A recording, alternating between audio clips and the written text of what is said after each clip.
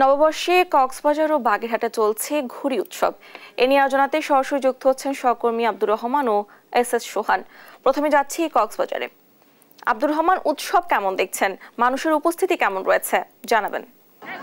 ধন্যবাদ ডানা। শুভ নববর্ষ। আপনি যথার্থ বলেছেন, কক্সবাজারে পয়লা বৈশাখ নববর্ষ পালন উপলক্ষে কক্সবাজার জেলা প্রশাসনের সকালের আলোর জলখানি থাকলেও বিকালবেলা কোনো আয়োজন তারা না থাকার কারণে পর্যটকরা ক্ষুব্ধ প্রতিক্রিয়া জানিয়েছেন। বিশেষ করে সকাল 8টায় রিলেটি শুরু হয়ে সাংস্কৃতিক গানের অনুষ্ঠান এবং পান্তাভাতের আয়োজন ছিল, কিন্তু দর্শকরা আমাদেরকে যেটা বলেছিলেন বা জানিয়েছিলেন যে সকাল বিকালে কোনো সাংস্কৃতিক বিনোদনের প্রোগ্রাম হবে, সেই ধরনের কোনো আয়োজন না দেখে পর্যটকরা একটু ক্ষুব্ধ প্রতিক্রিয়া জানিয়েছেন।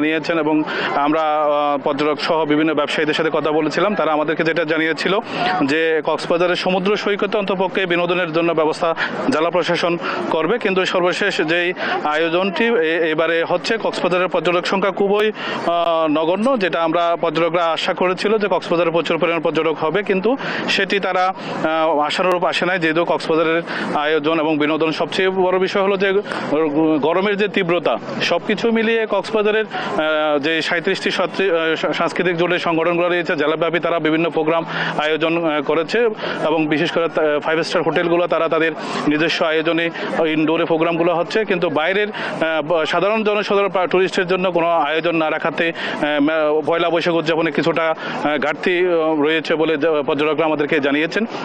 এবং তারা দাবি জানিয়েছেন এই যে পর্যটন এরিয়ায় এত বড় বিশাল সমুদ্র সৈকতে যদি পর্যটকদের জন্য আনন্দ বিনোদনের ব্যবস্থা করা হতো, তাহলে তাদের ভ্রমণের বাড়তি আনন্দটা যোগ হতো এবং তারা সেটি জেলা প্রশাসন সহ সংশ্লিষ্ট প্রশাসনকে তারা জোর দাবি জানিয়েছেন। এবং আপনাকে আরেকটা জানিয়ে রাখি, আজকে সকালে কক্সবাজার, মারমা এবং রাখাইন সহ 13টি উপজাতির নৃগোষ্ঠী তারা তাদের প্রোগ্রামগুলো শুরু করেছেন এবং তাদের একটি পানির জল খেলা রয়েছে 17, 18, 19 যে রয়েছে।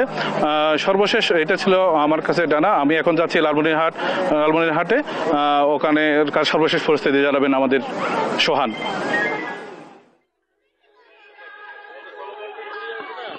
বাগেরহাটের কচুয়া উপজেলার গোয়ালমাঠ রসিকলাল মাঠে ঘুড়ি উৎসব শুরু হয়েছে। আমরা দেখেছি সেই বিকাল 3টা থেকে কিন্তু এখানে বিভিন্ন রং ঢং ও আকারের ঘুড়ি নিয়ে যারা ঘুড়ি প্রেমী তারা কিন্তু এখানে উপস্থিত হয়েছেন।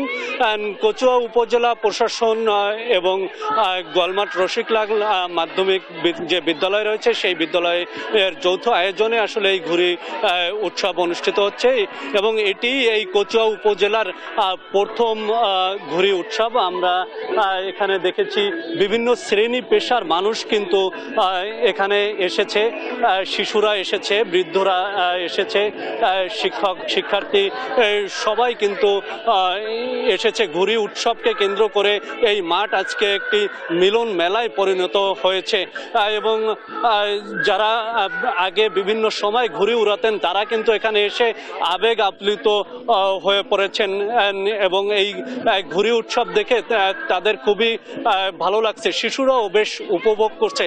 আমরা এই কচুয়া উপজেলা আর যে উপজেলা নির্বাহী কর্মকর্তা কে নওশাদ, তার সাথে কথা বলেছিলাম। তিনি আমাদেরকে জানিয়েছেন যে এই ঘুড়ি উৎসব এটাই প্রথম নয়, এই ঘুড়ি উৎসব পরবর্তীতেও চলবে এবং আমরা একটু সরাসরি তার কাছে শুনতে চাই যে কেন এই ব্যতিক্রম আয়োজন।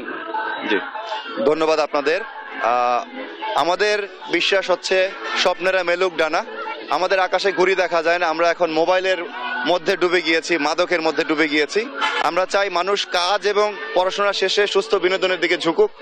আমাদের বাচ্চাদের স্বপ্নগুলো আকাশে ডানা মেলুক, তবে তাদের শেকড় থাকুক মাটিতে।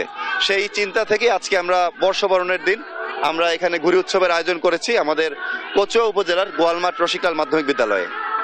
এই যে ব্যতিক্রমধর্মী এই উৎসব কিন্তু ভবিষ্যতেও চলমান থাকবে এবং বর্তমান যে শিক্ষার্থীরা মোবাইলে ডুবে থাকে তাদের মোবাইল থেকে বের করতেই এই ব্যতিক্রম আয়োজন। বাগেরহাটের কচুয়া উপজেলার গোয়ালমাঠ রসিকলাল মাঠ থেকে এই ছিল আমার কাছে ঘুড়ি উৎসবের সর্বশেষ খবর। ডানা।